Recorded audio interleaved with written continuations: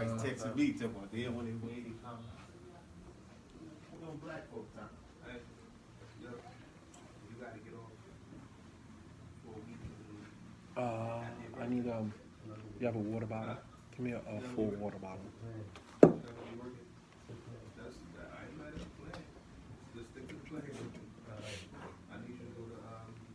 You want to drink it or? No, I'm gonna set my phone. I'm gonna drink it. I'm fasting. Oh, I didn't know you're traveling too. No, this is. I'm saying you're traveling. I didn't know, brother. That's traveling. Yeah. It depends on the individual what they consider traveling. Right. What's traveling? No, it's traveling, but it's not traveling to the point where I feel like I want to take that rukhsah. I want to take the allowance. You should need a different size before you start. No. Let me start, inshallah. Let me start. Okay. That's sufficient. Allah bless you.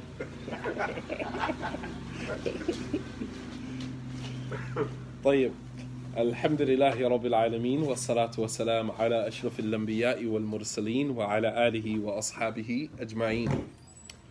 So we're going to continue with our series, Lifestyles of the Rich and Famous, exploring the past and the present, going through some of the biographies and the lives of some of the great scholars of Islam in the past. So 2 days ago we stopped with, we finished the biography of Maymun ibn Mihran, and we started with the biography of Ata ibn Abi Rabah. Ata ibn Abi Rabah, as we mentioned before, was one of the top students of Abdullah ibn Abbas radiyallahu anhuma. He was a slave. He was paralyzed in his fingers curled over like this, and he could not straighten his fingers. He was a'war, he only had one eye, and later on he went blind in both eyes. He lost one of his hands during the fight between Urwa ibn Zubair and Hajjaj ibn Yusuf, when Urwa barricaded himself in the or was it Abdullah ibn Zubair? He barricaded himself in the sanctuary of the Haram, and Hajjaj sent his troops to go in and get him, and eventually he was killed there, Abdullah ibn Zubair. And Ata was on the side of Abdullah ibn Zubair, and he actually ended up losing one of his hands trying to stop a blow from a sword. So he eventually ended up losing his hand. He went blind in both eyes. He had paralysis in his hands. With all of that being said, he was still one of the greatest scholars of Islam to ever live. Yeah. And so Imam al-Dhahabi rahimahullah ta'ala, he starts his biography off by calling him Al-Imam Shaykh al-Islam Mufti al-Haram. He was the Imam, he was the Shaykh al-Islam, he was the scholar of Islam, and he was the Mufti of the Haram, meaning in Mecca no one was allowed to give fatwa, allowed to give Islamic ruling on the subject of Hajj while Ata ibn Abi Rabah was present. Ata, he said, عن خالد ibn Abi Nufal or Nuf عن Ata قال أدركت 200 من أصحاب رسول الله صلى الله عليه وسلم. Ata, he said that I met 200 of the companions of the Prophet sallallahu alaihi wasallam. So that means that he was a tabi'i.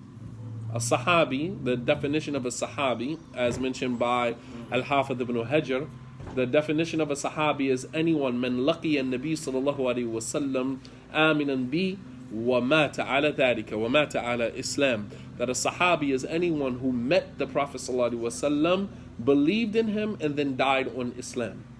And with that definition, there are people that are excluded from that and people who are included.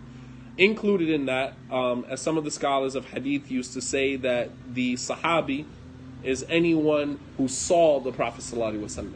However, later on, scholars like Al-Hafidh ibn Hajar, he kind of went over that definition removed that definition as a standard because there were many of the Sahaba who were blind, right? Like Abdullah bin Maktoum, who used to call the adhan, like the Prophet ﷺ's uncle, Al-Abbas, they were blind. So if we said a Sahabi is anyone who saw the Prophet ﷺ, that would exclude many of the companions who were blind, who never actually saw the Prophet ﷺ. Abbas wasn't born blind, but he eventually went blind later on in his life. Abdullah bin Maktoum never saw the Prophet ﷺ, and there were many others.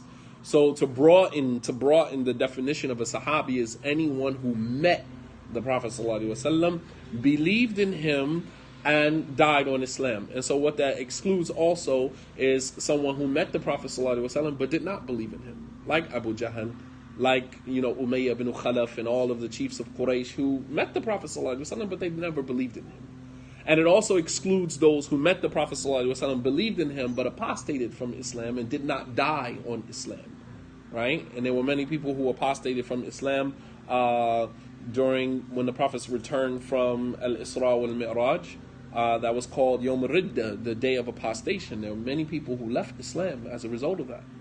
That incident was a test for many of the believers.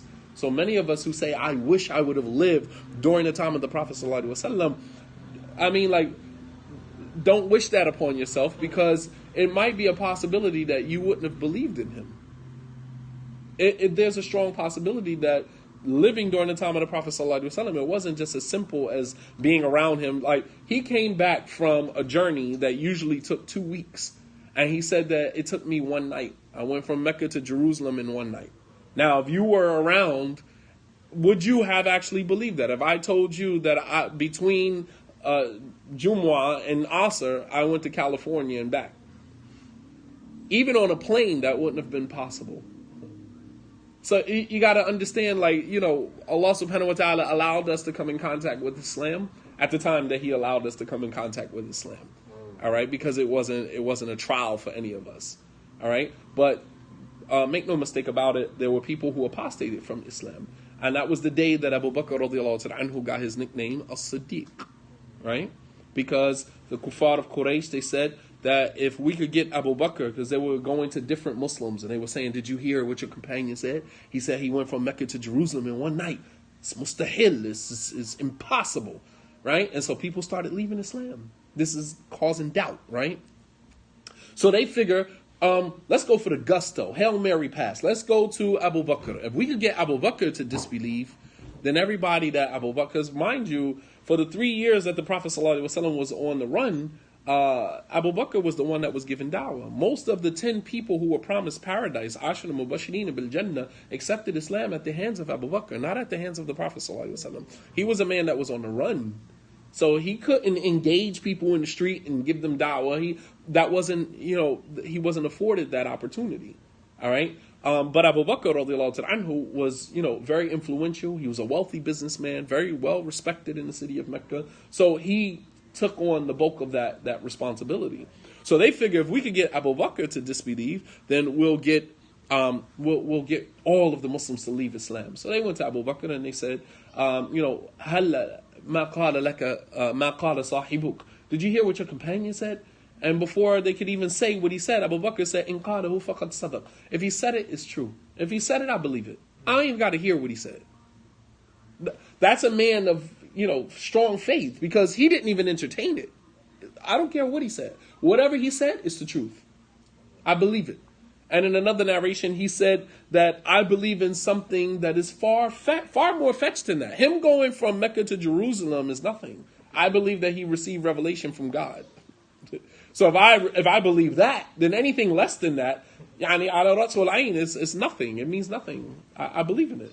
And when the believers saw how firm Abu Bakr was, they began to become now firm in their belief, in their resolve. And at that day, he was given the name As-Siddiq. All right. So Ata ibn Abi Rabah, he's a tabi'i. The scholars say that the tabi'i is anyone who met a Sahabi, believed in Islam, and then died as a Muslim. That's a Sahabi. So Ata ibn Abi Rabah said, I met 200 of the companions of the Prophet sallallahu alaihi wasallam. And as I mentioned before, Ata was born in the last 2 years of the Khilafah of Uthman, right before Uthman was murdered. The last 2 years of his Khilafah, of him being the Khalifa. Imam al-Dhahabi, he kind of like gathers in the biographies of a lot of these individuals, statements of other scholars about them, because he's affirming their, integrity and their honor as a scholar amongst, the Muslims. So he gathers a lot of quotes and sayings of other people. On one occasion, Qad al-Thawri, Imam al-Thawri, Sufyan al-Thawri, an Umar ibn Sa'id ibn Abi Hussein, an ummihi. He's narrating, Umar ibn Sa'id, he's narrating on his mother. All right? أنها أرسلت إلى ابن Abbas تسأله عن شيء. That she sent someone to go ask Ibn Abbas something about the religion. This showing you, here again, as I said the other day, how women were engaged in knowledge, right? So she sends someone to go ask Ibn Abbas something, a matter of knowledge. All right? فَقَالَ يَا أَهْلَ الْمَكَّةِ. So Ibn Abbas says, O people of Mecca, تَجْتَمِعُونَ عَلِيَّ وَعِنْدَكُمْ عَطَاء. You are all coming to me, asking me about religious matters, and Ata ibn Abi Rabah is in your midst. He said, basically don't ask me anything. Ask Ata. Ata is there. This is Ibn Abbas affirming, Ata's, scholarship. An Bishr ibn Sarri, an Umar ibn Sa'id, an Ummihi. So Umar ibn Sa'id is narrating another narration on the authority of his mother. أنها رأت النبي صلى الله عليه وسلم في منامها. That she saw the Prophet صلى الله عليه وسلم in a dream. And now we know when we see the Prophet ﷺ in a dream, that is really him. Why? Because the Prophet ﷺ said that shaitan cannot mimic my image. So if you see me in a dream, it is actually me. So Umar bin Sa'id, he narrates on his mother that she saw the Prophet ﷺ in a dream. And فَقَالَ لَهَا, and he said to her, Sayyidul Muslimin Ata ibn Abi Rabah, that the leader of the Muslims is Ata ibn Abi Rabah. I recall hearing a lecture where a woman said to Sheikh al-Albani that she saw, the Prophet ﷺ in a dream, and he told her to give him the greeting of salam. And wallah al-azim, you can literally hear Sheikh al-Albani just crying, like in front of all of the people, just like you can literally hear him on the recording, just crying. I believe the recording should be available online. I heard the actual tape of it years ago when I was in the university, but I recently came across a clip where I saw the link for that actual but crying, because you know how much that means to someone. Like the Prophet saw you in a dream and told you to give me the greeting of salam and to give me glad tidings of Jannah. SubhanAllah. Yeah. So she said that, I saw the Prophet ﷺ in a dream, and he said that the leader of the Muslims is Ata ibn Abi Rabah. Abdulaziz ibn Abi Hazim عن أبيه قال ما أدركت أحدا أعلم بالحج من عطاء ibn Abi Rabah. Abdulaziz ibn Abi Hazim, he said on the authority of his father that I have never met anyone who was more knowledgeable about the rites of Hajj than Ata ibn Abi Rabah. So just, in the specific area of Hajj, he was an authority, to say the least. All right. Ibn Abi Uruba عن قتادة فيما يظن الراوي قال إذا اجتمع لي أربعة لم ألتفت إلى غيرهم. That Ibn Abi Uruba, he narrated on Qatada, as the narrator thought that it was on the authority of Qatada, that Qatada said, إذا اجتمع لي أربعة لم ألتفت إلى غيرهم. If I have four scholars, I don't care who goes against these four. These are basically my four guys right here. If four people gather together and unify on an issue, he said, "Lam altafit ila ghayrihim." I will never look to anyone else other than them. Wala ubali man yukhalifuhum, and I will not care who goes against them. And these four are Hasan al-Basri, rahmatullahi alayhi, Sa'id ibn Musayyib, Ibrahim al-Nakhai, and Ata ibn Abi Rabah. He said, "Ha'ula a'immatul amsar." These are the scholars of the world. These are the scholars of the world. And inshallah, we will cover those names. Hassan al-Basri, we will cover him. We will cover Sa'id ibn Musayyib, who was also a tabi'i, Ibrahim al-Nakha'i. We will cover those, inshallah. We will cover those names, bi'idhnillah.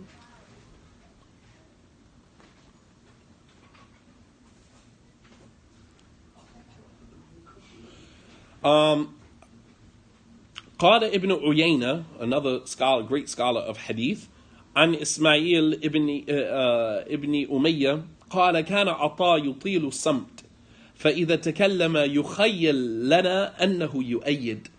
He said that كان عطاء يطيل الصمت, that Ata used to go for long periods of time in silence. They used to go for long periods of time in silence without actually speaking if it wasn't necessary. All right, these were the type of people that did not speak unless it was actually necessary.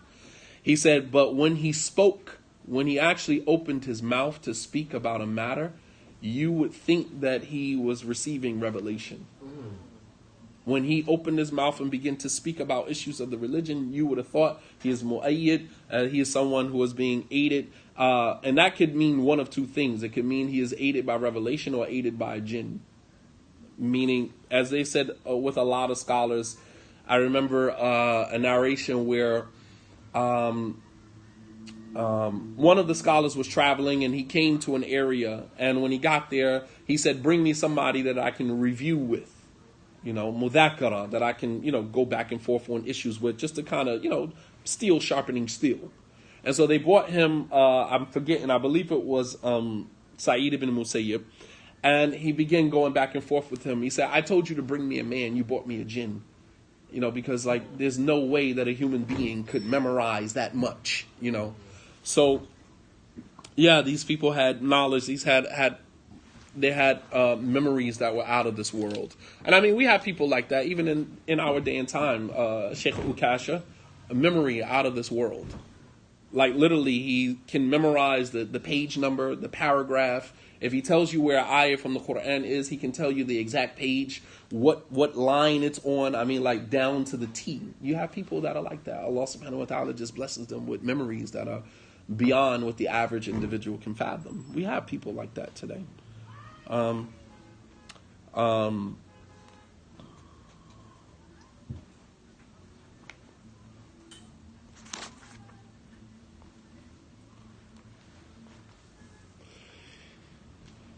On the authority of Awza'i, another great scholar of hadith, قال مات عطاء بن أبي رباح يوم مات وهو أرضى أهل الأرض عند الناس ما كان يشهد مجلسه إلا 9 أو 8.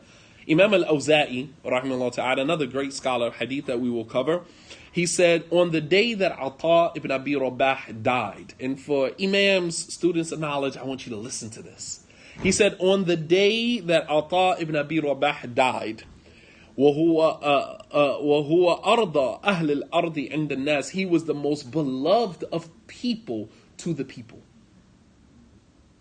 He was the most beloved of the people to the people. He said, وَمَا كَانَ يَشْهَدُ مَجْلِسَهُ إِلَّا 9 أو 8. And a number of people who used to sit in his gatherings of knowledge were between 9 and 10 people. La ilaha illallah. You understand? It's not about numbers. It's not about numbers.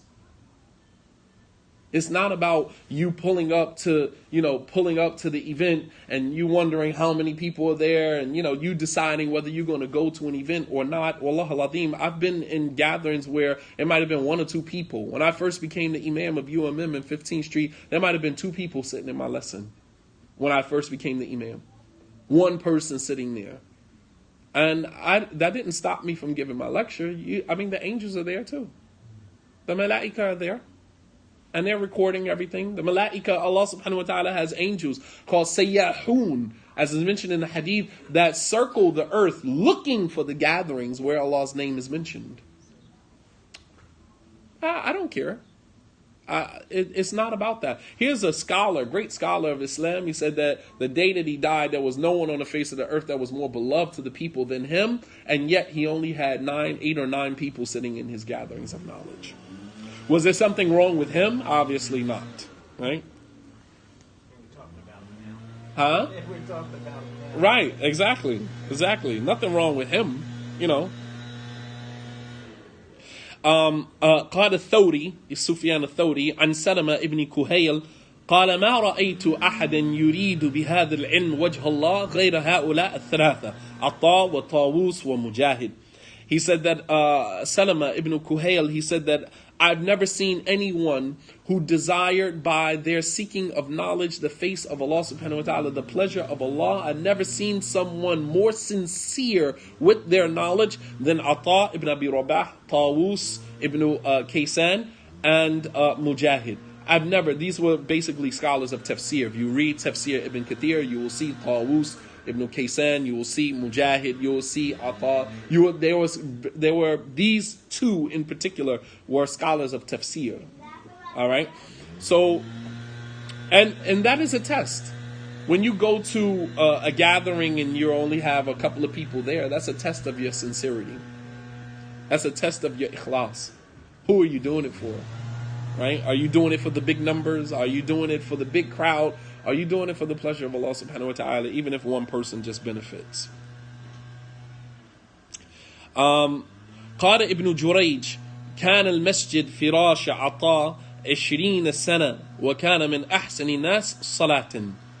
That Ibn Jurayj, he said that the masjid was the firash, the masjid was the carpet, was the bed of Ata ibn Abi Rabah, meaning he slept in the masjid for 20 years. كان المسجد فراش عطاء 20 سنة. That the masjid was the bed. The masjid floor was the bed of Ata for 20 years. He loved the masjid. The Prophet ﷺ said that there will be 7 people that will be shaded on the day where there will be no shade except the shade of Allah. And one of them is who? رَجُلٌ قَلْبُهُ مُعَلِّقٌ بِالْمَسَاجِدِ, is a man whose heart is attached to the masjid. It's attached to the masjid. Going to the masjid is not just to go and do the rituals. You're going home. This is your second home, right? And he said, وَكَانَ مِنْ أَحْسَنِ النَّاسِ صَلَاةً, and he was the most diligent and the most beautiful of people in their prayer. When you saw him praying, it was a beautiful sight to see him pray. And these people, man, they're not, as you can see, it wasn't just about having so much knowledge. These people were actually spiritual, were actually religious people. It wasn't just about the knowledge that they possessed, right?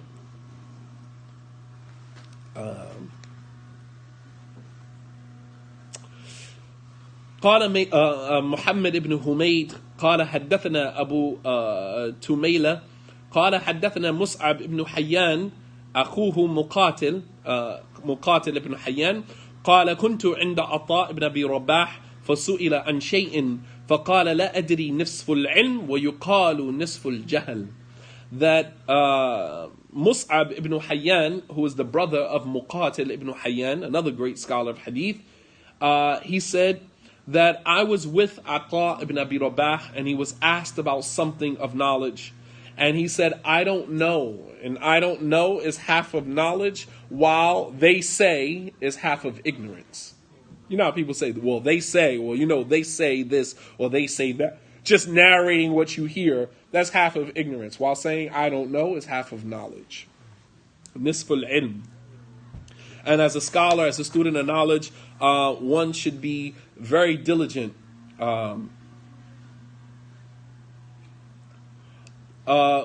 We should be very diligent. I am going to cover Abdullah ibn Mubarak, inshallah. As a matter of fact, I'm probably going to do it tomorrow, inshallah. Some time ago in Philadelphia, I did the biography of Abdullah ibn Mubarak. And inshallah ta'ala, I will do that again. I don't know if I can have the same energy that I had. That was like roughly maybe 10, 15 years ago. I probably don't have the same energy, totally different atmosphere. But nonetheless, I'll try my best, bi'idhnillah. It's really hard to try to duplicate something. There were times in my life, wallah al-azim, I was going to surprise the Muslim community and do Abu Uwais's We Need a Ramadan khutbah, word for word. I was actually going to do his khutbah, word for word, the exact same. And I said, nah, some things is best to just leave it as it is, man. You can never recreate that again. But I know how powerful that khutbah was. I was actually there sitting on the musalla for that khutbah.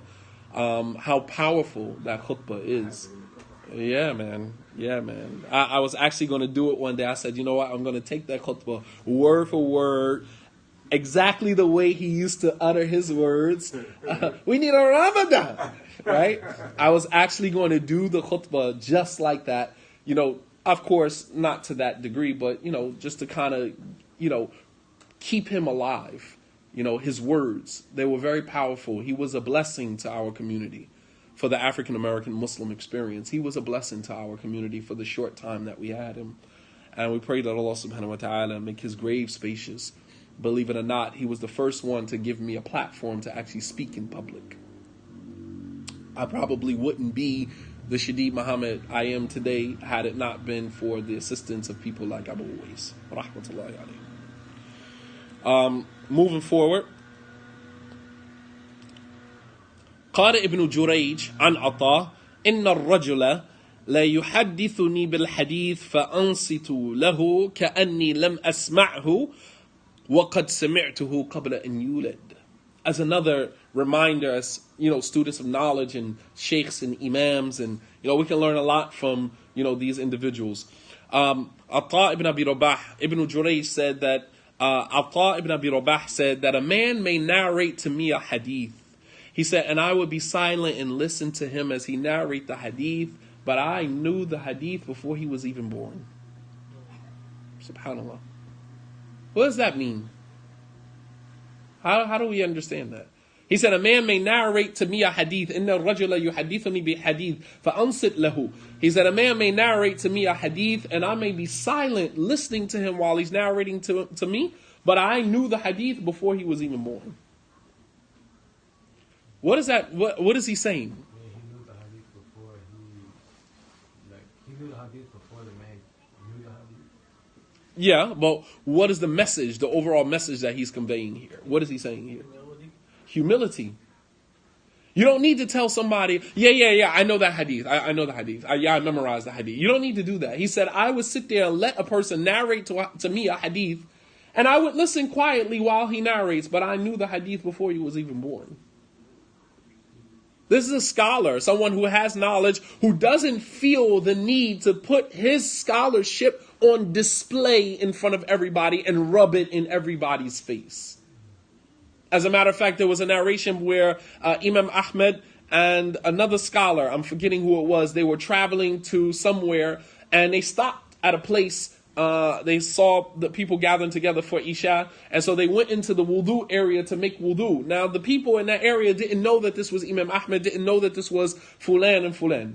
So they go into the wudu area to make wudu when people are splashing water all on them or whatever, trying to hurry up to get to the salat. And as they walk out of the wudu area, Imam Ahmed turns to the other scholar and says, isn't this the way that it's supposed to be, in that people don't even know who we are? Here we are, the two greatest scholars of Islam during our time, and people are splashing water on us in the wudu station and they don't even know who we are. Humility, man. You don't have to put your knowledge on display. You don't always have to let everybody know, yeah, I know that, sometimes we name drop what sheikhs we sat with and all this other, if it ever comes to a point where someone needs to know that, then it's on a need-to-know basis. But you don't need to let everybody know what you know. And sometimes you can let a younger student of knowledge come to you in school, think he's schooling you on something, because that helps to build his confidence. That helps. If a young student of knowledge comes to you as a more seasoned imam or student of knowledge, and he's trying to narrate something to you, an issue, and you steady pinpointing out his flaws and mistakes and correcting him, what does that do for his confidence? Absolutely. Because he's looking up to you, so he wants that validation, the same way that the Prophet ﷺ used to validate his companions. He wants that validation. So for you to say, MashaAllah, affectani, like you just benefited me with something, I didn't even know that. Meanwhile, you studied the issue years before this man even reached puberty. You understand? But you're not going to let him know that. You want to help build his confidence. You want to empower him. So he said that a man may narrate to me a hadith, And I would be silent and listen to him while he's narrating the hadith, but I knew the hadith before he was even born. But I give him that. So we learn a lot from, people of knowledge. They don't necessarily need to put their knowledge on display all the time.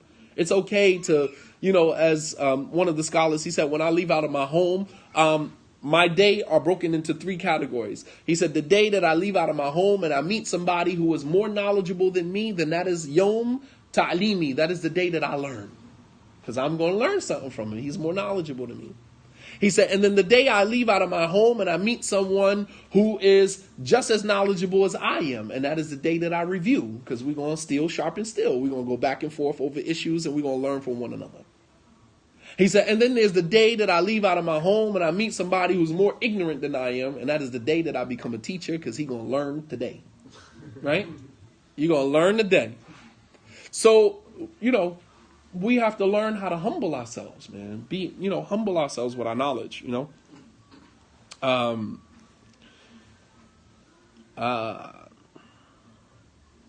عن ابن جريج قال لزمت عطاء 18 سنة وكان بعدما كبر وضعف يقوم إلى الصلاة فيقرأ 200 آية من البقرة وهو قائم لا يزول منه شيء ولا يتحرك. Subhanallah. Ibn Jurayj, he said, لزمت عطاء 18 سنة. He said, I stuck by Ata for 18 years. This was his student, one of his students, right? He said, I was with Ata for 18 years. He said, and after he became old and weak, he used to stand for the salat and he would recite 200 ayats from Surah Al-Baqarah. 200 ayats from Surah Al-Baqarah in his old age. وَهُوَ قَائِمٌ, while he was standing. لَا يَزُولُ مِنْهُ شَيْئًا, he would not make a mistake. وَلَا يَتَحَرَّكْ, nor would he move. You know how people move in the salat after standing for... He wouldn't move, nor would he make a mistake. How many people can, off the top of the dome, 200 ayats? Surah Al-Baqarah is 287 ayats. So he's reciting, almost all of the surah with minus 87 ayats, right? In his old age, while standing. How long do you think it takes you to recite 200 ayats? Huh? 286? Okay. 286. Jazakallah khair. No. Alhamdulillah. No, I don't want to make a mistake. Alhamdulillah. Jazakallah khair. How long do you think it takes a person to recite 200 ayats?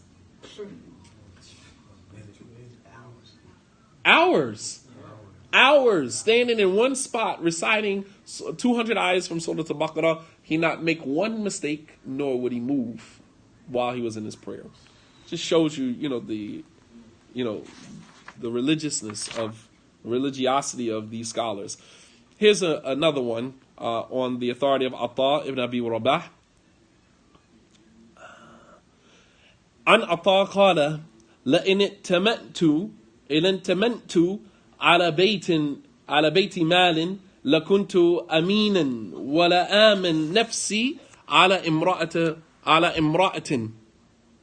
أمة قلت صدق رحمه الله. إمام الذهبي قال قلت صدق رحمه الله ففي الحديث ألا لا يخلون الرجل بامرأة إلا ثالثهما الشيطان. That Ata ibn Abi Rabah, he said, لو انتمنت على بيت مال, if I was put in charge of the treasury, if I was put in charge of the wealth of the state, he said, I would be aminin, I would be trustworthy. I wouldn't touch a dime, not a dinar or dirham. He said, but I would not feel as trustworthy if I was put in charge of a woman.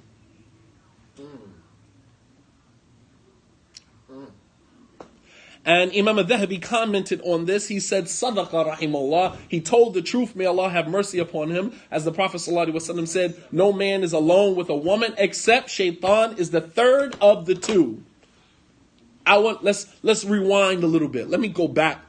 Ata said that if I was placed in charge of the state treasury, over the money over the state, if I was put in charge of the money that belongs to the state, I would be ameen and I would be trustworthy.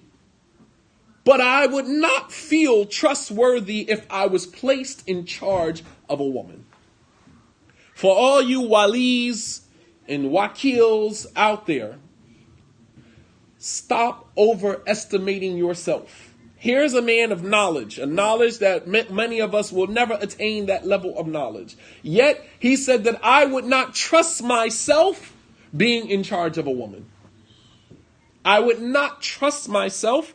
I would trust myself if I was placed over the state treasury more than I would trust myself if I was put over the authority over a woman. SubhanAllah. They say the person who knows himself is the real scholar. The one ma'rifatu nafsik, that you know yourself. Knowledge of self. And many of us, we overestimate ourselves. I'll take charge of this, I'll do that. And then we end up in situations, man, where we're making tawbah and trying to get out of the situation before we end up at odds with Allah subhanahu wa ta'ala. You know, and you have to know yourself. He said that if I was placed in charge over the wealth of the state treasury, Baytul Mal, he said that I would be ameen and I would be trustworthy. He said, but la amin nafsi ala imra'atin, that I would never feel trustworthy enough to look after the affairs of a woman. And you have people who rush today. We need a brother in the masjid to be a wali. I'll be the wali. And you're not going to just be the wali. You're going to also be the one knee deep in sin. You know, because we overestimate ourselves and we underestimate shaitan. And Imam al-Dhahabi commented on that. He said, he told the truth, rahimahullah. He said, because the Prophet ﷺ said, no man is alone with a woman. And that is whether you are alone with her in person, alone with her in a public place. Some people say, well, using Bani Israel tactics, Jewish tactics, right? Trying to circumvent what Allah subhanahu wa ta'ala commanded us to do. Allah told Bani Israel not to fish on the Sabbath, right? Not to fish on Saturday. So what they do is they put their net in the water on Friday. They come back on Sunday, pick the net up, and all the fish is in the net. And they say, well, we didn't actually fish on the Sabbath. But you did. And we do the same thing. So we'll be alone with a woman, right, in a public place, at the mall, in the park, or wherever the case may be, and then we'll say, well, we're not technically alone. Well, technically you are genius, because the people that are around you don't know that you two are not married. So technically you're still alone. If two Muslim man, Muslim woman are at the mall, they cannot use this hadith to say, well, we're not alone, because there's people all around us, because the people in the mall don't know your situation. So to them, they don't know who you are. You could be married, you could be a couple. They don't know who you are. They see two people sitting down talking. They don't know if you're supposed to be together, you're not supposed to be together. So the ruling still follows. The ruling still follows. We have to stop trying to circumvent what is halal and haram and just stick to what is halal and what is haram. Accept what is halal and accept what is haram. And not try to get around that. But the Prophet ﷺ said that no man is alone with a woman except the shaitan is the third. And we'll be alone, we'll find ourselves alone with a woman, forgetting that shaitan is the third. Forget about how much iman you believe you have. Forget about how strong you think you are. Forget about how close your relationship is with that particular woman. Because when vulnerability set in, when a woman wants what she wants, she will get what she wants. And if a woman wants to sleep with you, there's very little chances that you have to deny that. Understand something, the power of womanly influence. When a woman wants what she wants, when a woman has already made it in her mind that she's going to sleep with you, there's very little chance you have of thwarting that. Am I lying? There's very little chances that you have of thwarting that. She will pull out every single stop until she gets what she wants. And sometimes she doesn't even realize what she's doing, because if shaitan catches her while she's vulnerable, she doesn't realize, which is why when two people end up in a situation, afterwards, she grows a brain, the light bulb goes off. Oh man, this is haram, we got to get married, we shouldn't have done this. And it's like, yeah, but shaitan took advantage of you. You were vulnerable. When you think about And there's very little men, there are very few men who can deny that temptation. If a woman is coming on to you, how many of us, even if you sexually don't want to engage, culturally, what would you look like as a man if a woman offers you herself and you deny that? In this culture, you're either gay or, something is wrong with you, right? That's the first thing that she's going to say. Well, what's wrong with you? You gay? I'm offering myself to you and you're denying that? So just on the strength of the cultural context that is related to that, it's very few of us that would deny that. And you think about Prophet Yusuf alayhi salam, who was in that same situation, right? In the room with the woman alone. She's coming, she's trying to seduce him. She's coming on to him. What did Yusuf say? He called out to Allah subhanahu wa ta'ala. Maybe this should be our dua for today. Because the temptation is real. Right after Ramadan is over, we're going to be knee deep in summer. Facts. I'm keeping it nothing but a buck with you. I'm not here to, placate your feelings. Soon as Ramadan is over, Ramadan will be over within the first week of June. We coming right into summer. And how many people going to lose their religion within the first week after Ramadan is over? Absolutely. Making preparations now. Soon as the Eid is over, soon as Ramadan is over, I'm going to go out in the summer and enjoy myself. But Yusuf alayhi salam, when the woman, cornered him in the room, and she offered herself, and Yusuf, he said, Rabb as-Sijnu ahabbu ilayya mimma yad'unani ilay. Oh my Lord, prison is more dear to me than what they call me to, what she calling me to. I would rather be in prison than to be tested with what this woman is calling me to. He said, وَإِلَّا تَصْرِفْ عَنِّي كَيْدَهُنَّ أَصْبُ إِلَيْهِنَّ. That if you do not turn their plot away from me, I may incline towards her. أَصْبُ إِلَيْهَا وَأَكُونَنَّ مِنَ الْجَاهِلِينَ. And I'll be from amongst the ignorant. This is Yusuf. SubhanAllah. So who are we to deny this? This is a woman who is calling Yusuf to seduce him. And he calls out to Allah subhanahu wa ta'ala. So as men, when you find yourself in that situation where your co-worker, female working next to you, female working with you, you in school, college, girl sitting next to you, you might want to take a page out of Prophet Yusuf's book. Rabbi, As-Sijnu ahabbu ilayya mimma yad'unani ilay. Oh my Lord, prison is more dear to me than what they call me to. وَإِلَّا تَصْرِفْ أَنِّي كَيْدَهُنَّ أَصْبُ إِلَيْهِنَّ. And if you do not turn their plot away from me, I may incline towards her. Now, did Yusuf years later come back and marry that same woman? Did Yusuf years later come back and marry her? No. That was the wife of the Aziz. No, he didn't marry her. No. Not that I know of. First time I heard that. I don't know that. That was the wife of the Aziz. And it would have been incest for him to do that because she raised him. Why would he turn around and marry the woman who raised him in her house? I heard that. Mm-hmm. Never heard that one. Might need to check the reference on that one. Yeah. I had a problem with it, but I read that. That's why. Okay, so that covers us for Ata ibn Abi Rabah. Ata, he died. Look at the year that he died. Maymun ibn Mihran. Does anyone remember the year that he died? Is anybody following along with that? What year did he die? عطاء بن أبي رباح وكان بمكة مع عطاء بن أبي رباح من أئمة التابعين مجاهد والطاووس وعبيد الله وعبيد بن أمير الليثي وابن أبي مليكة وعمر بن دينار وأبو زبير المكي وآخرون. And in Mecca there were a number of other scholars from amongst the tabi'un. 117. So as we go through each and every biography, try to keep track of the time that they were born, the time that they died. In the College of Hadith, we actually had to memorize each and every narrator in the narrator. So we would go through these books. Sheikh Abdul Muhsin al-Abadi was very famous. Like when the student is reading to him, the whole isnad is so beautiful because Sheikh Abdul Muhsin would stop. So the reader, the student who's reading to the Sheikh is blind. He's not completely blind, but blind enough where he needs help, getting from point A to point B.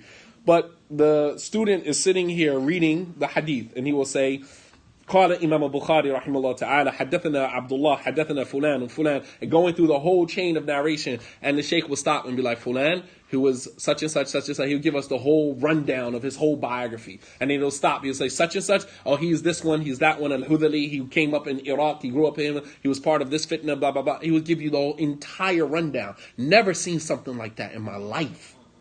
The chain of narration, the chain of narrators, not one individual in the chain except the Sheikh can give you a story about him.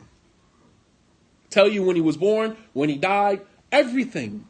This is subhanallah, ilm. This is ilm amiq, deep knowledge of the religion, right? So pay attention as we go through. So Ata was born, what year?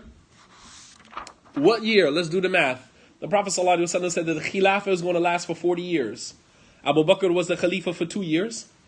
Umar was the Khalifa for how many years? Uthman was the Khalifa for how many years? And then Ali was the Khalifa for how many years? And I'll tell you, that's the 40 years. Ata was born 2 years left of the Khilafah of Uthman. So someone do the math and tell me what year. What year was Ata born? 2 years before the death of Uthman. When did Uthman die? You got to do the math. Let me see if they actually mention the year. Somebody online, do the math for me. What year was Ata born? The Prophet ﷺ said the Khilafah would last for 40 years. That is a total of Abu Bakr, Umar, Uthman, Ali. 15? Abu Bakr was the Khalifa for 2 years. I believe Umar was the Khalifa for 18 years. And then Uthman, I'm forgetting for how long. But once we find out how long Uthman was the Khalifa for, then we can do the math. Somebody going to come up with it. He was born in 115? No way. 27? 27 Hijri? That might be correct. That might be right. That might be correct. So we got 22 from Abu Bakr. 2 years of Abu Bakr, 18 from Umar, that's 20. Uthman. How long was Uthman the Khalifa? Do the math. And then subtract 2 years from before he died. That was the same year that Ata was born.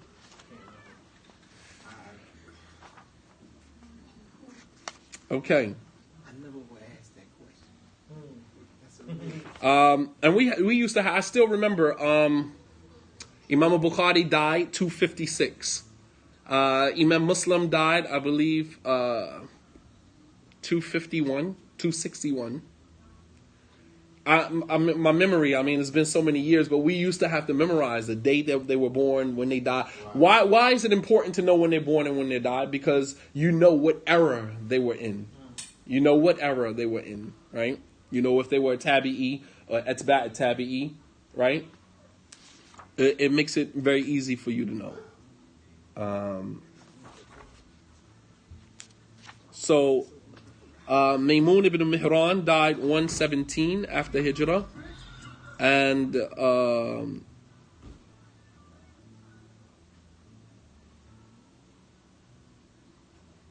Mata Ata Sana Arba'ata Ashra wa Miya, and Ata died 114. Right? He died 114. So Maymun ibn Mihran died 117. Ata died 114. Right? وقال يحيى القطان سنة 4 أو 15. Some scholars say 14, some scholars say 15, but it was either one of those two. All right. So that concludes our biography for Ata. So tomorrow, inshallah, I will do Abdullah ibn Mubarak. As I said, I can't guarantee that it'll have the same zeal, the same vigor. Huh?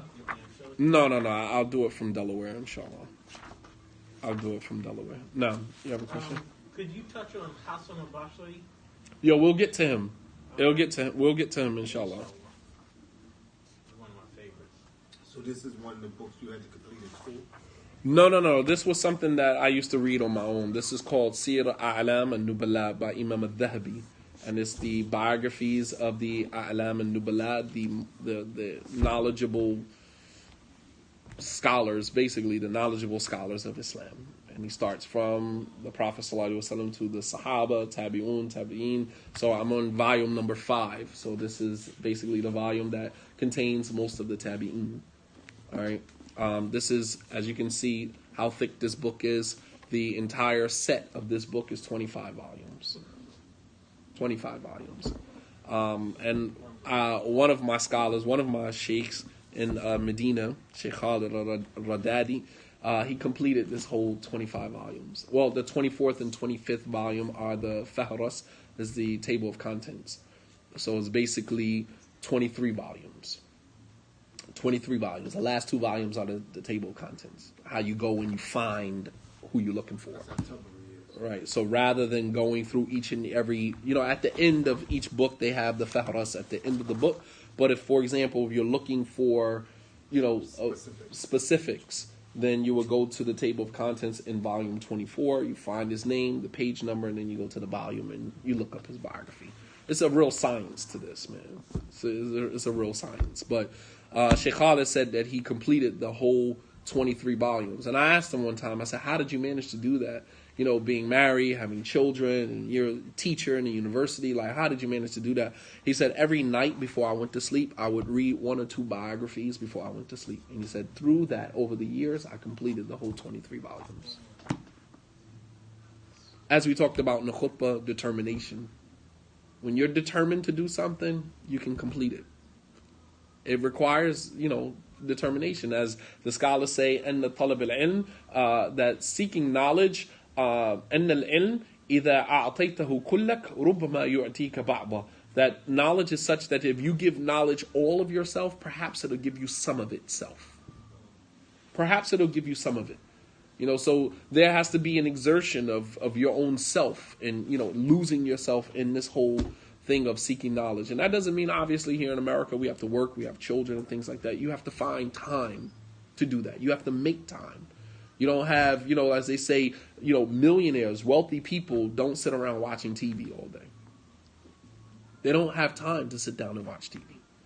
Watching TV is a privilege to someone who is dedicated to learning their religion. When you're serious about being a student of knowledge, you don't have the luxury to sit around and watch an episode for 2 hours, 3 hours, binge watch, all of these different series that you find. You don't have time for that. Your knowledge is, your time is very important.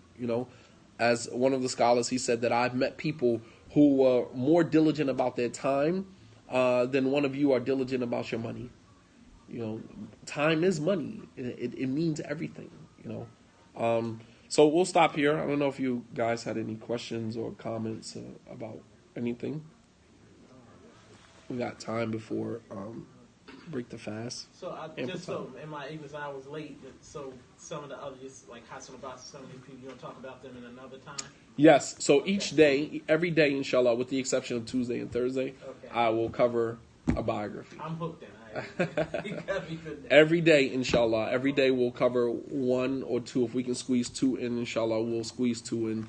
But every day we'll cover. And I wanted to just do 1 per day because it makes it easy for people to follow along. When you do 2 or 3 more, like you rushing through their biographies. I don't want to rush. So if we can, by the end of Ramadan, cover 30 people, that's 30 new names, 30 new lives that you can add to your, knowledge, your plethora of knowledge. Right. Every single day, one dua, and inshallah we try to. Well, you mentioned 4. He said it was 4 imams. It was 4 people that if they said something, he would take it from them. The 4 people he mentioned: Ibrahim al-Nakha'i, Sa'id ibn Musayyib, Hassan al-Basri, and Atta. 4 people. He said that if they unite on an issue, I don't care who goes against them. That's it for me. I'm good. Atah, he died 114 after Hijrah. 114 after Hijrah. You mentioned one of the guys, Ibrahim. An-Nakhai. Another great scholar of hadith. Some of the names I'm sure you guys have heard before. And well, Ibrahim, I was thinking, for some reason, it crossed my mind. There's another Ibrahim who was a scholar, but he was a step. He was a what? Ibrahim. His name was Ibrahim, not Ibrahim. What are you talking about? He was. You thinking about before the prophet was born? He ran in on Abraha? Abraham. I was thinking. No, Yeah, that's something. I wasn't thinking about Abraham. I was thinking about Ibrahim. Ibrahim. They called him Abu. I'm gonna tell you a story and you can help. One time, he was walking and he seen somebody stressing or worries in his heart, and he asked the man. The man said that, Ibrahim ibn Adham. I couldn't think. Yeah. I got you. For some reason. Ibrahim ibn Adham. Okay. He came a little later. Yeah. He was a religious ascetic. A lot of the Sufis, they use a lot of his material, a lot of his quotes, his sayings. Ibrahim ibn Adham. He came a little later than So, I don't know if you guys had any questions. I don't really want to go anymore, so I don't want to include anyone else in that. You guys online have any questions? Huh? You told me him. I wasn't aware. Yeah, and he was one of the top students of Ibn Abbas.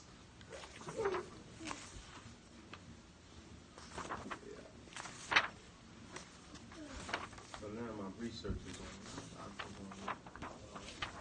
Get on that. Imam Shafi'i died, I believe, 141. Yep.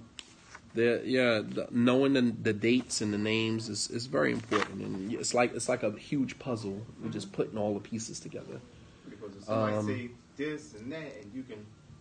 What do you recommend to start as a student of knowledge? As I said before, it all depends on what your heart inclines towards. Obviously, you have your basics as a student of knowledge. You should be grounded in issues of aqidah, grounded in issues of fiqh, not just fiqh. I don't think that you should start with fiqh. I think you should start with the terminologies of fiqh. So you understand the terminologies and why they are halal, haram, wajib, mustahab, mubah, and all of the 5 different, laws that we have, or the 5 different terminologies that, all of the acts of worship in Islam are described with. And because what some students of knowledge make the mistake is that they jump past that. So if you jump into fiqh, and then you start hearing these terms like halal, haram, wajib, mandub, mustahab. You start hearing these terms, you're just going to automatically assume you know what they mean. But those terms, those are legal terms in Islam. You say something is, haram. You say something is mubah. You say something is mustahab. These are legal terms in Islam from a judicial standpoint. And we throw them around very loosely, but when you ground yourself in that, you're very cautious and very careful about how you utilize these terms. So I think that as a person that is new to fiqh, I think the starting place would be the fiqh terminologies and then usul, some of the basic usul of fiqh before jumping into the fiqh. And then, of course, learning the biographies of the 4 imams, Imam al-Shafi'i, Muhammad ibn Idris al-Shafi'i, al-Makki, Imam Malik ibn Anas, Abu Hanifa, Nu'man, Imam Ahmad ibn Hanbal. Like learning who these imams were so that you develop. I'm talking about starting from the grassroots. I'm talking about starting from the usul, the foundation. Because you can't jump in and say, well, Shafi'i said this, or this one said that, and you don't even understand who these people were, what their journey was, what their struggle was. I think starting there before jumping into fiqh, starting with learning who these imams were, learning their terminologies, because when Imam Shafi'i says a certain term is different than when Abu Hanifa uses the term. These imams had their own terminologies. They had their own school of thought was created, as a result of following their patterns of saying this or saying that. So it's deep. It really is. You know, if seerah is your thing, the biography, starting with the Prophet ﷺ's life, you should know the Prophet's life in and out, from beginning to end. There should not be an aspect of the Prophet ﷺ's life that you do not know about. Why? That more than anything, because that's the second half of your shahada. How do you say, Ashhadu anna Muhammadan Rasulullah, I bear witness that Muhammad is a messenger of Allah, but you can't tell me much about his messengership? When he received revelation, how old he was, how many children he had, you know, what was his family life like, what was his early life like before he received revelation. You know, walk through that whole process. That's very important, because the more you learn about him, the more you love him, the more you will, you know, revere him and respect him, the more you know what I mean? So when you hear his hadith quoted, there's a certain level of reverence and respect you have for it, because you know who he is and the struggles and the sacrifices that he has made. So I think sometimes we kind of skip a few steps. We say, well, I want to learn hadith. Okay, before you learn hadith, as a new student of knowledge, tell me about the man who these hadith were compiled from or about. Tell me about the Prophet ﷺ. What do you know about him? Because the only way you're going to have reverence for the Prophet ﷺ statements is you got to have reverence for him first. You got to revere him first. And if you don't know who the Prophet ﷺ is, then I find it very hard to believe that you love him. Because you can't love somebody that you don't know. You can't possibly love someone that you don't know. It's a complete stranger. You know, so I think, you know, the starting place, I think we kind of jump a couple of steps. So I would say before learning about fiqh, then you should learn about the imams of fiqh, the fuqaha. Who were they? What were their journey? What was their struggles? Before you start learning about hadith, learn about the Prophet ﷺ's life, his entire life from beginning to end. All of it is documented.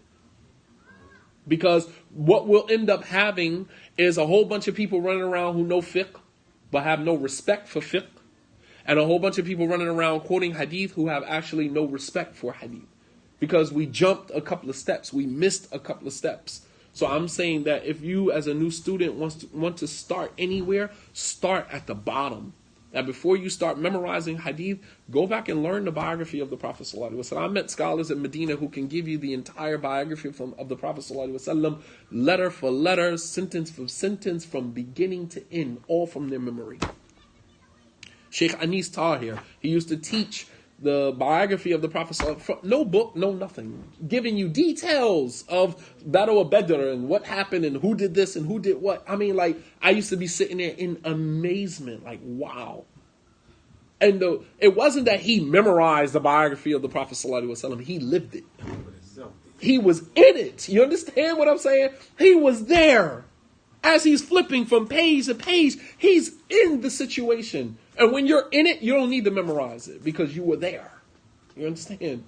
As they asked Ibn Mubarak, why is it that after we pray Salatul Isha, you don't sit with us and talk? He said, because Aisha ma'a Sahaba wa Tabi'in. He said, because I go live with the Sahaba and the Tabi'un.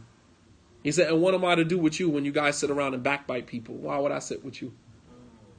Why I don't sit with you after Salatul Isha is because I go and live with the Sahaba and the Tabi'un, meaning I go read from their biographies. Imam al-Bukhari, rahimahullah ta'ala, who wrote one of the most extensive books on biography of the Prophet ﷺ all the way up until his time, called the Tariq al-Kabir, you know, the great history of Islam. Don't you know that Imam al-Bukhari was only 18 years old when he wrote that book? 9 volumes. Each volume as thick as this. 18 years old. You understand? From his memory. Coming across different scholars, different narrations, and then putting all the pieces of the puzzle together. And he said that there's not one narration, there's not one name that he mentioned in his tariq, not one name he mentioned from all of the thousands of people, that biographies that he collected, except that he knew a particular story about them.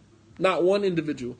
He said, and the reason why he cut the volumes short to 9 volumes is because he did not want it to be too much to read for the believers. Similar to what he did with Sahih al-Bukhari. Don't you know that Sahih al-Bukhari, over the 7,000 some hadith that are in Sahih al-Bukhari, that is not even the tip of the iceberg from what Bukhari memorized. He said that the name of Sahih al-Bukhari is Sahih al-Mukhtasar. It is the concise version. Al-Jami' As-Sahih Al-Mukhtasar. That is the original name of Sahih al-Bukhari. We just call it Sahih al-Bukhari for short. But if you go to the original name of Sahih al-Bukhari is not the original name of the book. It was called Al-Jami' As-Sahih Al-Mukhtasar. Al-Jami' meaning he gathered hadith from all over the place. If you look at Sahih al-Bukhari, it's not structured like Sunan of Abu Dawood or Sunan al-Tirmidhi. Those are fiqh books. They're structured and like fiqh. So it starts with tahara, purification, then salat, then zakat, then fasting, then hajj, right? Then marriage, and then the chapter of buyur, business transactions. It's structured like a fiqh book. Bukhari's first chapter starts with what? What's the first chapter in Sahih al-Bukhari? How revelation began. Then it goes from that to this. It's not structured. That's why it's called Jamia. He just gathered, chapters. It's not in any particular structure. And the last chapter of Sahih al-Bukhari is the Kitab al-Tawheed, right? That's the last chapter. And that even was the irony in that. The first chapter of Sahih al-Bukhari is how revelation began. The last chapter is Kitab al-Tawheed. Right? Because in order... Start off with? Huh? And what hadith the Bukhari starts off? He started off with the same hadith that all of the scholars of hadith start off with. إِنَّمَا الْأَعْمَالُ بِالنِّيَّاتِ وَإِنَّمَا لِكُلِّ امْرِئٍ مَّا نَوَىٰ. That actions are based upon intentions. And everyone will have what they intended. Same as Imam al-Nawawi in his 40 hadith. That's the first hadith in Imam al-Nawawi. All of the scholars of hadith usually start with that hadith. But why? Because that's like the muqaddimah. Scholars say that that's like the introduction. Before you go into knowledge, you got to purify your intention. That's the bab. That's the door, the gateway into the realm of knowledge. Purifying your intention before you do anything. Right? How can you get these books in English? This book is only in Arabic. You're not going to find this in English. This is only in Arabic. But they have, biographies of many of the Sahaba and, some stuff I was looking online. You can find a lot of stuff online. Just search it up, and always look for references. Anytime you're reading anything on the internet, always look for references so that you can always cross-reference to see whether or not it's correct or not. No, so I just think that as a student of knowledge, you got to start from the bottom, start from the ground. And if you really are sincere, if it's just about the fluff of learning and saying that then the path has already been treaded by many people. But if you want to be a real student of knowledge, that starts with starting from the ground and building it up. And that's not going to be an overnight feat. That's something that's going to take, as some of the scholars say, يُطْلَبُ الْعِلْمِ عَلَى الْمَرِّ اللَّيَالِ, that knowledge is sought over the passing of many nights. مَنْ رَامَ الْعِلْمِ جُمْلَةً ذَهَبَ عَنْهُ جُمْلَةً إِنَّمَا يُطْلَبُ الْعِلْمِ عَلَى مَرِّ الْأَيَامِ وَاللَّيَالِ. That whoever seeks to memorize knowledge all at one time, he will lose it all at one time. Knowledge is sought over the passing of many days and nights. That's how it's done. That's the process. No. You said something last time you were here, that the Prophet had 9 families at one time. I never really heard that. I was wondering what you meant. 9 families, meaning we usually say that the Prophet ﷺ had 9 wives. And when you say that, it almost seems like he's like this misogynistic male chauvinist who just goes and collects wives from wherever he goes. He conquers a land. It just kind of feeds into that narrative, that the way that many Orientalists and many non-Muslims have described the Prophet ﷺ. So I'm saying, as Muslims who respect the Prophet ﷺ and understand that marrying women in polygyny is not just about having the woman, but some of those women come with children. So it's not just about you got 9 wives. He had 9 families. You understand? It makes him seem a little bit more human. You understand? Rather than you saying, he had 9 wives at one time. That seems very chauvinistic.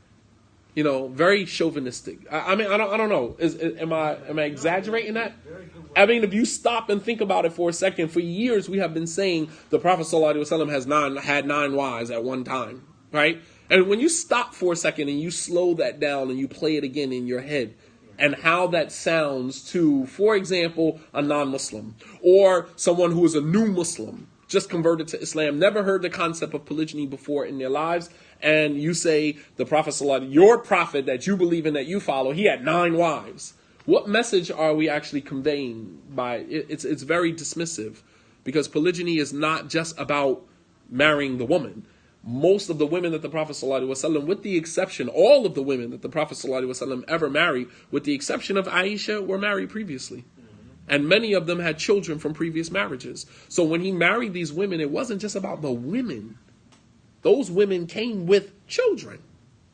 Previous hurt, pain, experiences, and he had to take on all of that. So when I said that the Prophet ﷺ had 9 families, I'm just changing the language. So we paint him as human. That we paint the subject of polygyny as one of, we humanize it. Because when we talk about polygyny, is usually a man having multiple wives. No, a man in polygyny is not about a man having multiple wives. Polygyny is about a man having multiple families. Because even if he marries a woman that doesn't have children from a pre-existing marriage, he's going to eventually have children with her, and then they're going to be a family. So it humanizes. Language plays a big part on our psyche and how we process stuff. So I'm just saying, rather than saying that he had 9 wives, it would probably be better for us to say he had 9 families, because that's what they were. When you say that, it sounds what it is. Yes. Responsibility. He had 9. There you go. That's the key operative phrase. Responsible. It means that when a man marries a woman with children from a previous marriage, or marries a woman in a polygynous marriage, there's an air of responsibility. There's a sense of responsibility. And when you say he has 9 wives, it almost just makes it seem like you, and you. Come on, I'm taking y'all as my wives. You know what I mean? Like, it makes it seem like it's very insensitive towards the women that are involved in that. And these women come with families. You know what I mean? So,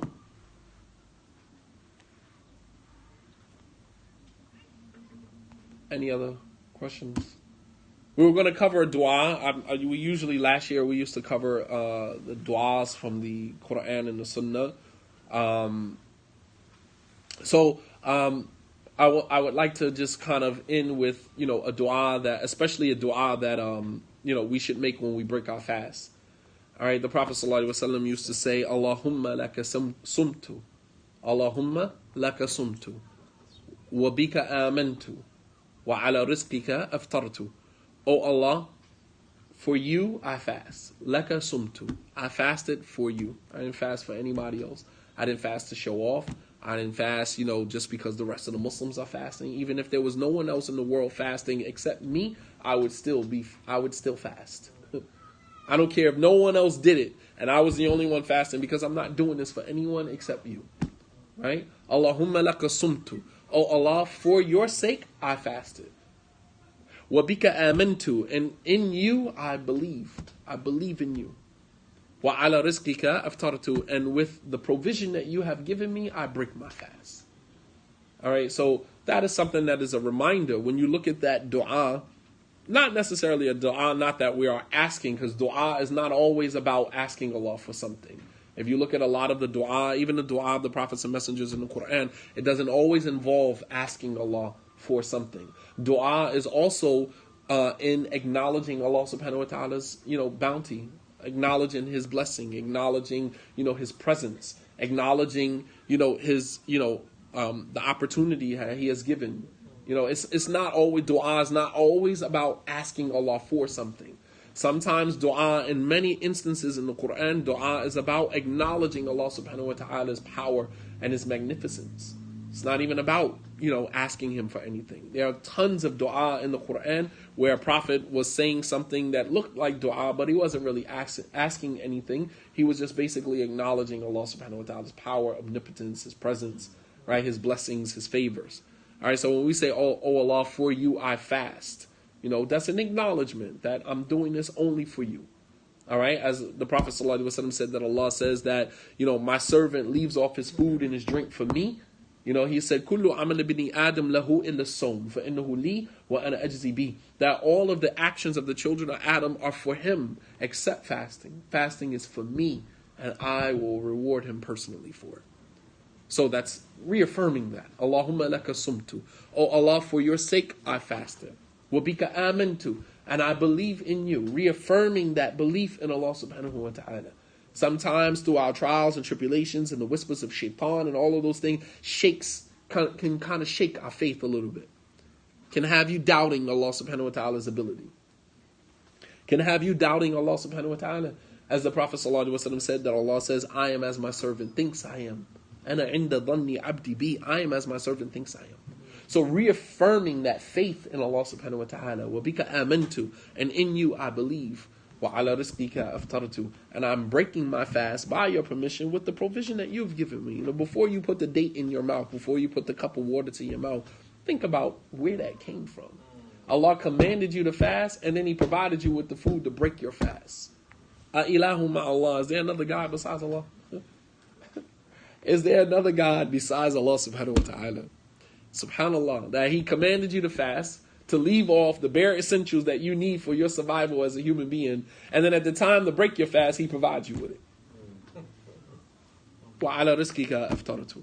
So this is what I wanted to present. Allah subhanahu wa ta'ala knows best. Anyone else have any questions? I got time today. This is what I'm saying. That's why somebody asked a marriage question. Why? No marriage questions. They'll swing over to that. Why? So they always.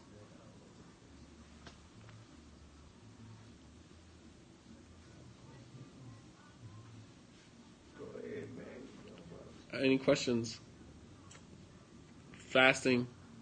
What is the purpose of fasting? Why do we fast? To obtain taqwa. That's personal. That's on a personal level. Why did Allah subhanahu wa ta'ala legislate fasting in the month of Ramadan? Why not any other month? Why did Allah legislate fasting in the month of Ramadan? It's the vehicle we take to praise Allah that month. Huh? It's the vehicle we take to praise Allah and get closer to Allah. You can't praise Allah in Shawwal, Sha'ban, Rajab. Why Ramadan out of all of the other months on the Hijri calendar? Why did Allah choose Ramadan as the month that He was going to legislate fasting in? It's when all the holy books were revealed. There you go. All of the holy books were revealed in the month of Ramadan. The Torah, the Injil, the Zabur, all of the books were revealed in the month of Ramadan, including the Quran. The Quran was revealed in Ramadan. The Quran was revealed in Ramadan to who? Allah says, شَهْرُ رَمَضَانَ الَّذِي أُنزِلَ فِيهِ الْقُرْآنِ. The month of Ramadan is the month in which the Quran was revealed. Revealed to who? Prophet Muhammad. Greatest misconception. No. The Quran was not revealed to Prophet Muhammad in Ramadan. Who was the Quran revealed to in Ramadan? Jibreel. The Quran was not revealed to Prophet Muhammad in Ramadan. The Quran took a period of 23 years to be revealed. When Angel Jibreel came to the Prophet ﷺ and said, Iqra, he only gave him 5 ayats. The Quran was given to him over a period of 23 years. So when Allah says the month of Ramadan in which the Quran was revealed to who?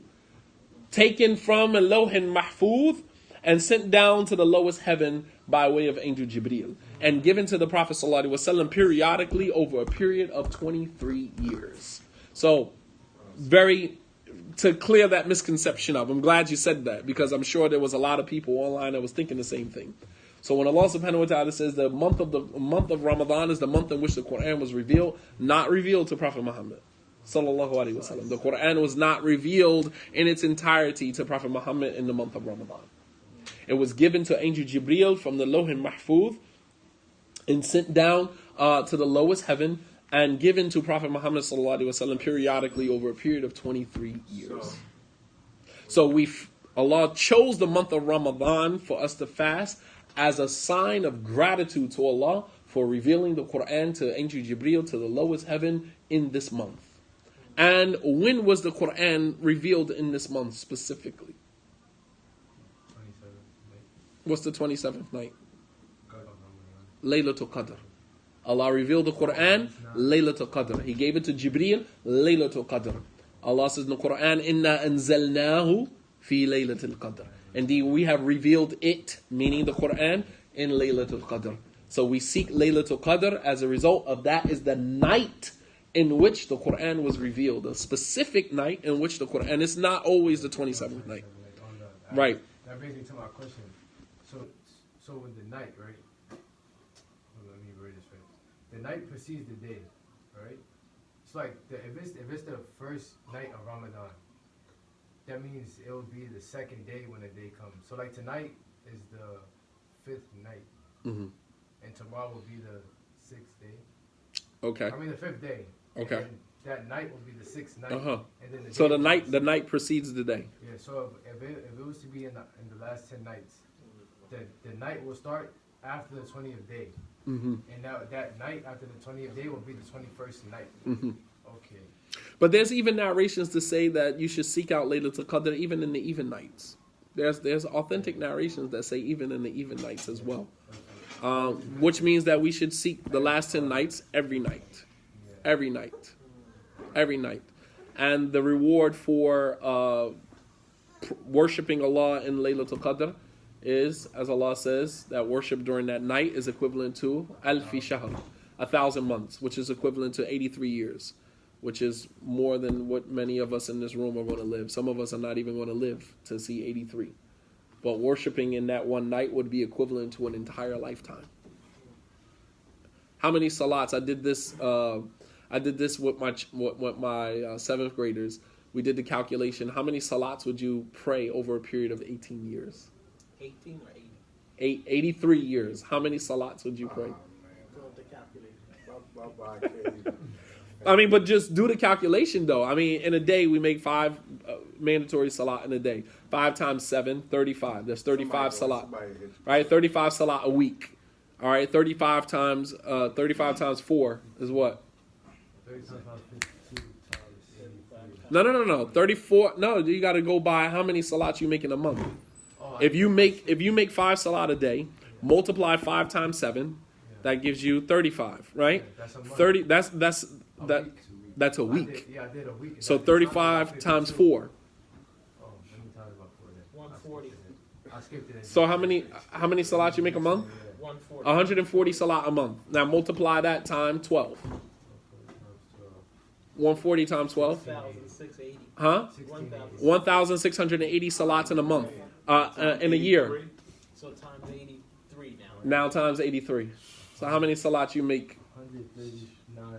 139,000 salat in 83 years. So that means that if you made one salat Laylatul Qadr, right? You worshipped Allah Laylatul Qadr, right? Mind blowing, man. Mind blowing. If you made salat Laylatul Qadr, you prayed behind the Imam Laylatul Qadr, you caught Laylatul Qadr, your salat in that night would be equivalent to 130,000 salat. That would be over a period of a span of 83 years. Ilahumma Allah, is there another God besides Allah that can do this? Subhanallah al-Azim, man. Yeah, man. Yeah, man. Just 83. I mean, when you think about it, the Prophet ﷺ said every letter that you recite from the Quran is 10 hasanat. Right? How many letters is in Surah Al-Fatiha? No, less, little less. It's like 117. How many eyes? Google real quick. How many letters is in Surah Al-Fatiha? And then multiply that times 10. And then multiply that times 5. That's how many. I mean, like, why don't we count our hasanat though? You know, you count how much money you got in your bank account, and then hereafter, your money will be your hasanat. That's your money. 141 ayats in Surah Al-Fatiha.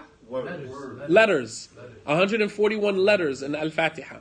All right, 141 times 10, 1,400. Right. Multiply that times 5. 7,050 hasanat just before reciting Al-Fatiha. But you can't even, that's not even right, because how many times do you recite Al-Fatiha in a day? 17. 3 for Maghrib, 4 for Isha, 2 for Fajr, 4 for Dhuhr, 4 for Asr. That's 17. 23,000 920, that's 24,000 hasanat just for reciting Al-Fatiha in one day. One day. Allah's kind. Subhanallah al-Azim. I mean, Yeah, man. think about that, man. The Prophet ﷺ said for every harf, every letter, you get 10 hasanat. He said, I don't say alif, lam, mim is one letter, but alif is a letter, lam is a letter, mim is a letter. So just for saying alif, lam, mim, you got 30 hasanat just for saying alif, lam, mim. So, it's important that, we, look at what Allah subhanahu wa ta'ala has given us, the opportunities that He has given us, man, and take advantage of that. The dua, again, is Allahumma laka sumtu wa bika amantu wa ala rizqika aftartu. Oh Allah, for your sake I have fasted, in you I believe, and on your provision is what I break my fast, or with your provision is what I break my fast. Ma'am. Were there any other questions? I had a thought, I lost it. Had a thought? Boy, that's the all-time. Sheikh, what's your position on how fasting and lack of food, how that helps you get closer to Allah spiritually? Good question. Awesome question. He said, how does fasting and the lack of food, how does that help us gain taqwa? The not eating and drinking is it's not the end goal. That's just the vehicle. How does not eating and drinking get you to the destination of taqwa? Because Allah says that fasting has been prescribed for you as it was prescribed for the people who came before you, لَعَلَّكُمْ تَتَّقُونَ, so that perhaps you may attain taqwa. So what is the correlation between not eating, not drinking, and you attaining taqwa? Because as the scholars say that the quickest way to destroy any aspiration or any desire is through the stomach, filling yourself up. Some of the scholars, they say that if you have any desire, any aspiration from the aspirations of the world, attain it first before you eat, because full stomach, it destroys your aspirations. Not only that, the Prophet ﷺ, what did he say? He said when he was asked that what is the thing that caused most people to enter into the hellfire? What did he say? He said, al-fammu wal-faraj, your mouth, pay attention, your mouth and your private part. Two things that a person who has absolutely no control over their eating, they have no control over that. You have no control over your tongue, you have no control over your private area. There's a correlation between a person gaining mastery over their intake of food and them gaining mastery over all other areas of their lives. There's a certain level of discipline, which is why the Prophet ﷺ would go for long periods of time without eating anything. And there's no coincidence that when Aisha said, the guy came to the Prophet ﷺ and said, can I kiss my wife during Ramadan while I'm fasting? And the Prophet said, ask her. And Aisha said, or Salama said, yeah, he used to kiss us. And she said, who had more control over his desires than the Prophet ﷺ? وَمَنْ يَمْلِكُ إِرْبَهُ مِنْهُ مَنْ أَمْلَكُ. Who has more control over his desires than the Messenger of Allah? And then when you look at his pattern of behavior, he would go for long periods of time without eating anything. Which is also dalil that if you miss your suhoor, you still have to fast. Because the Prophet ﷺ, he used to fast consecutively, which means that he didn't break his fast, which means that he didn't what? He didn't eat suhoor. And he still fasted. So some of the scholars use that as dalil, as proof to say, even if you miss your suhoor, you still have to fast.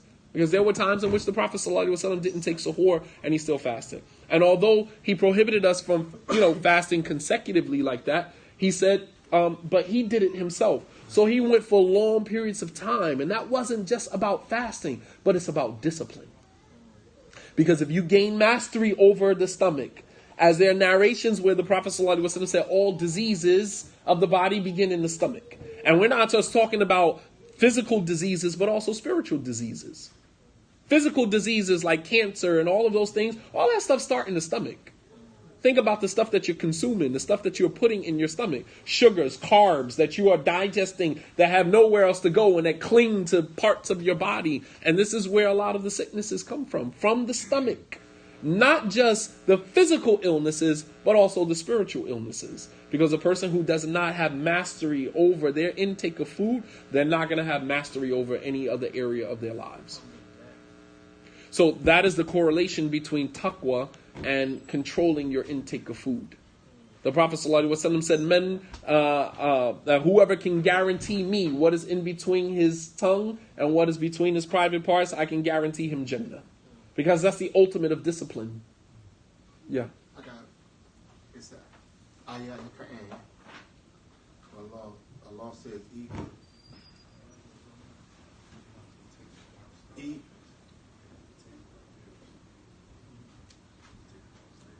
about food. And food, and then at the end of the ayah, Allah says, and don't follow the steps of shaitan. The correlation of food, and then the ayah slipped my mind right now. I know what you're talking about. It's tayyib. The word is that's where the word tayyib is coming. Kulu min at-tayyibati ma razaqnakum. Right. Okay. And at the end of that ayah, it says, and do not follow the steps of shaitan. Not that one. Not that one. But it's the ayah that talks about food, and then at the end of the ayah it talks about, and do not follow the steps of shaitan. Yeah. There's definitely a correlation between the two. So by learning how to control what we intake of food, we're learning how to gain mastery over other areas of our lives. And they say you are what you eat. Yeah. Well, you put it in such a different way, Sheikh, alhamdulillah, because most of the times, at least this way I see it, when you talk about controlling your tongue and your private parts, it's what you say. But really, it could be also, I see what you eat also. What you consume. Yeah. Absolutely. Yeah. Absolutely, what you consume. Not to mention the Prophet ﷺ used to do what we call today as a detox. Right. And Aisha said that the Prophet ﷺ would survive off of water and dates for months. She said that the forn, the stove in the house of the Prophet would not be lit for months. And they asked Aisha, well, what did he survive off? She said water and dates, al-aswadan, the two blacks. Now, when you think about that, today in modern times, people go on what they call fruit and vegetable diets, right? That's a pre-modern, diet where you're eating dates and water. I actually ran into an imam, and this particular imam said that he was on his water diet. All he was drinking was water, no food, and allowing yourself to detox. What happens when you stop putting meat and stuff into your body? You give your liver an opportunity to do its job. If you're constantly eating, your liver is constantly working, so it doesn't have a time to process properly. And we have to think about how all of this stuff is connected. It's not coincidental. It's not coincidental. It's not coincidental that many people in America right now are obese. I ain't talking about overweight. I'm talking about obese. That's not a coincidence. I live in Delaware where every third person you come in contact with is obese. It's ridiculous. From children to adults. If you look at the picture of yourself today in 2019 versus yourself 20 years ago, everybody was skinny in the 90s. Because there's something that happened with the food around, 2000, around that time. There's something that happened because now it's like everybody is huge. Everybody. And you have to ask yourself, what are we consuming? What are we taking in? So sometimes we need to learn how to detox. And that's what Ramadan is doing. Not just detoxing from food and, harmful things that we're putting in our bodies, but also giving us enough energy now to invest in ibadah, worship. And this is what Christians, Catholics do, nuns and priests when they avoid getting married, right? What they try to do, the intention behind that is to refrain from marriage, because by not getting married, they take the additional energy that they have and invest more of themselves in God, right? Devoutness, worship, all right? But they go wrong because they deny themselves something that is part of our human makeup. You know what I mean? And as Allah says in the Quran, the monasticism that they ordained for themselves, that Allah did not give them any permission to do. All right? However, in Islam, we deny ourselves food only for a particular period of time, because we take the extra energy that we have and we invest it in ibadah to become more sincere. Look at your salat when you're fasting versus your salat after you eat. This is why most people never make it back out after Maghrib. Go home and get something to eat, and you're home for the rest of the night. You're not coming back out. You're delusional. I'm going to go home, grab something to eat. I'll be back for Isha, and you never make it back. Which is why the scholars say that if you have any aspiration from the world, do it before you eat, because eating, fullness, it destroys all of your aspirations and desires. When you're on an empty stomach, your concentration is more precise, right? You're a little bit more serious, because that extra energy you're devoting, you're putting out into, and I mean, me personally, I function better when I'm fasting. When I don't have any food in my system, my thought processes, my patterns, my everything is so much more sharper, so much more on point, heightened, yes. Right? The pineal gland is producing all types of things, man. And it's a beautiful thing. So we'll stop here, inshallah. We'll leave the next few minutes for dua. As the Prophet ﷺ said that the fasting person, when he's breaking his fast, he has a dua that if he makes, that Allah subhanahu wa ta'ala will respond to that. And that scholars say that you should make dua right up until the last moments before it's time to break fast. So 10 minutes before it's time to break the fast, that time should be spent making dua, because that is the time in which Allah subhanahu wa ta'ala will answer your dua. Jazakumullahu khairan. You guys have been awesome. May Allah subhanahu wa ta'ala bless you all. Wa sallallahu ala nabiyyina Muhammad wa ala alihi wa sahbihi wa sallam tasliman kathira. Wa akhiru da'wana an alhamdulillahi rabbil alameen. Wassalamu alaikum wa rahmatullahi wa barakatuh.